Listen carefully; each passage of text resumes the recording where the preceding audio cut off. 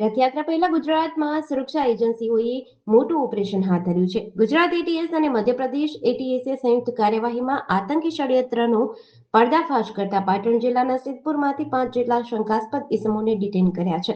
પ્રાથમિક માહિતી અનુસાર પકડાયેલા તમામ શંકાસ્પદો પ્રતિબંધિત આતંકી સંગઠન જૈશ-એ મોહમ્મદ સાથે સંકળાયેલા હોવાની આશંકા વ્યક્ત કરાઈ રહી છે. આ કાર્યવાહી દરમિયાન સ્થાનિક પોલીસને સાથે રાખી સિદ્ધપુરના વિવિધ વિસ્તારોમાં મોડી સાંજ સુધી સઘન સર્ચ ઓપરેશન ચલાવ્યું હતું. સૂત્રોના જણાવ્યા અનુસાર મોડી સાંજ સુધી ચાલેલી પૂછપરછના આધારે આગામી દિવસોમાં આ સમગ્ર નેટવર્ક અંગે વધુ મહત્વના ખુલાસા થઈ શકે છે.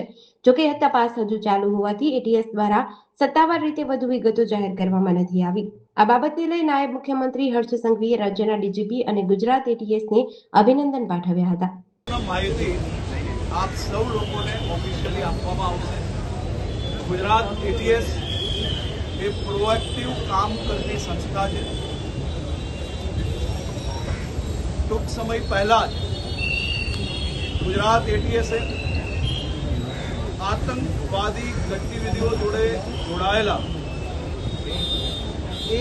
એક આતંકીઓને ખૂણેથી પકડીને એટીએસના હવાલે કરવામાં સફળતા પ્રાપ્ત કરી છે. બીજું, આજની જે વાત છે, તહેકીકાત હમણાં ચાલુ છે. સંપૂર્ણ માહિતી સમય પર આપ સૌ લોકોને આપવામાં આવશે. જેડીસી ન્યૂઝ સાથે સંજીવ રાજપૂત, અમદાવાદ.